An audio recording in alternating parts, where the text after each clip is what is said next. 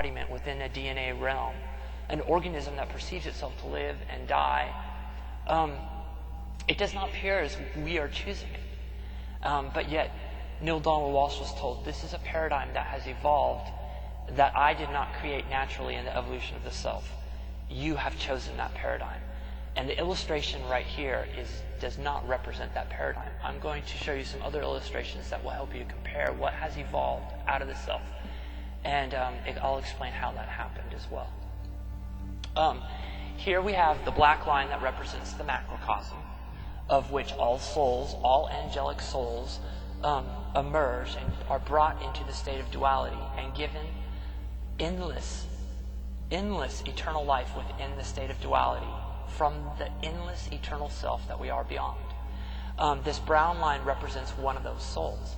Now, this is what began to happen. There were 72 angelic souls who desired to have experiences, knowledge of experiences within time and space, but did not desire to experience them themselves, because these perceptions would have brought them perceptions of suffering. They wanted the knowledge of suffering, but they didn't want to suffer themselves. So what these 72 have done, as I presented on my other videos on the channel, and I'm going to digress, I want to say, if you have not viewed those videos, please, there are playlists on this channel that explain how death and suffering, perceptions of suffering emerge within the self, and how we can stop this. You have the power to stop it. I'm going to return to this illustration. The brown line that emerged from this horizontal black line that represents the macrocosm that has no beginning and no end, that flows through all things. This soul, this is a representation of one of the oversouls that began to form itself as the 72 higher selves, quote, of the matrix of souls that are created and experience this realm on earth, the physical realms on earth. What these 72 did is they are deathless angels. They were brought into time and space by other angels and given eternal life forever to act for themselves within time and space. They evolved naturally in the realm of the self, on which souls first became self-aware within the self and endlessly experienced the joyous perception of what it means to exist.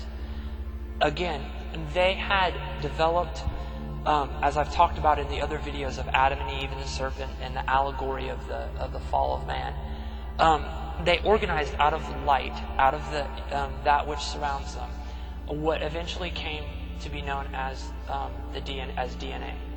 And they formed realms on worlds where they guided the course of evolution of this DNA into embodiments of denser matter, of embodiments of decay and suffering, where also you would be subject to 5 senses and be shut off from the angelic realm of perception of which the soul is first created. They wanted to experience this, but they didn't want to experience it. They wanted to know about it. And that is why, and again, I'm going to refer to the playlist of Adam and Eve and the serpent.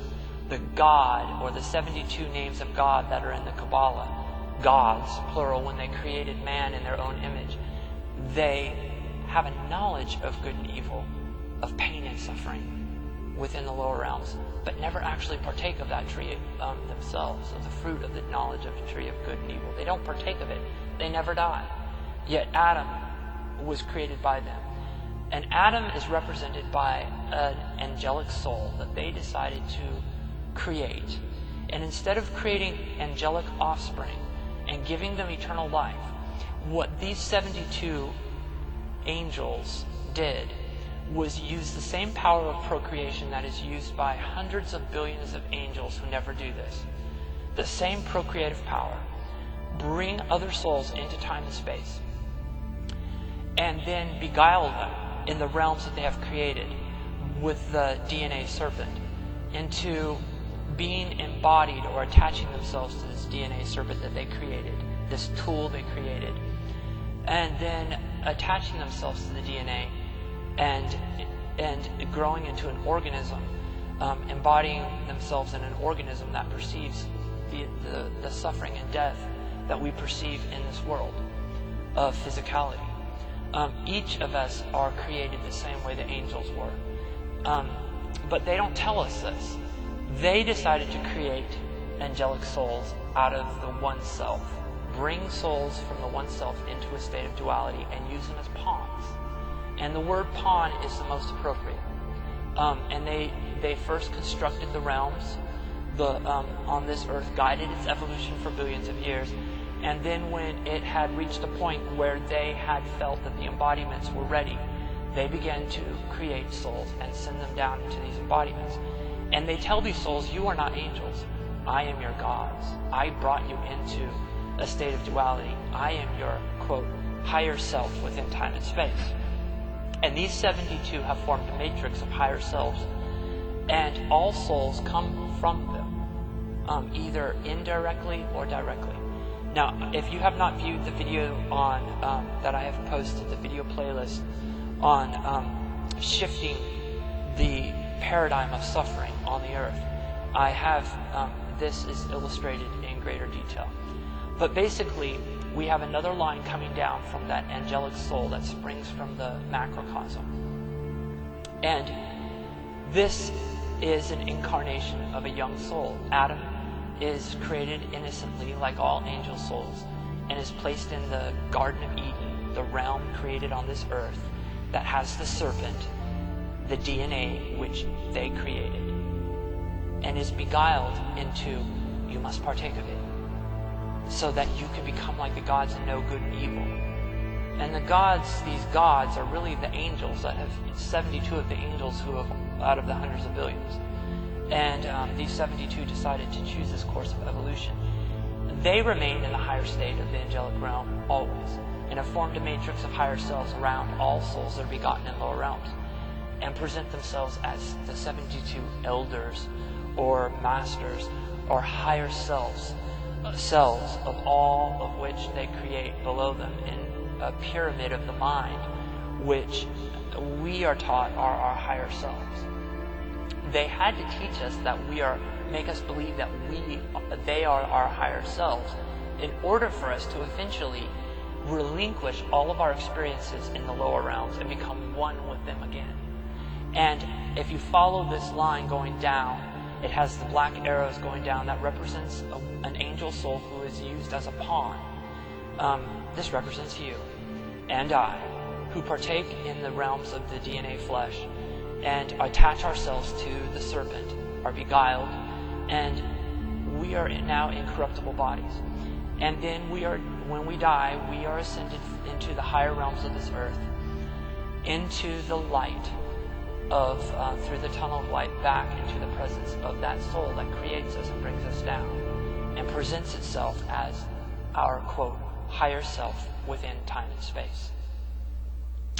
And we are encouraged to become one with that and that other soul.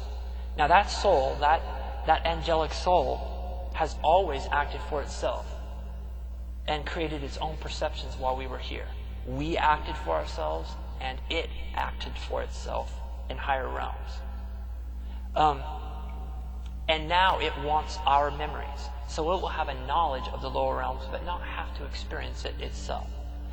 Basically, what these angelic souls have done is they have created out of the unified field of the self offspring and told them, this is how you evolve. We evolve this way. And have encouraged them to follow the same paradigm. And I've talked about this on the other videos. Before this was done, there was no death or suffering.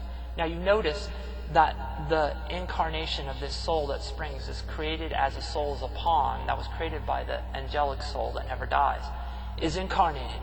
And then after its incarnation is over, it is brought back into the line that represents that angelic soul. And that angelic soul encourages it to become one with it again. And what happens is all of the memories and knowledge and all that you had created is now given to it as its second-hand experiences. So it knows what the lower realms feel like, but doesn't have to do it itself. It used a part of the macrocosmic self as a pawn. It did unto the macrocosmic self that gives it eternal life forever, and gave it perceptions that it did not want for itself, but yet wanted to have the knowledge of. Now, we believe there is no damnation or no death of a soul.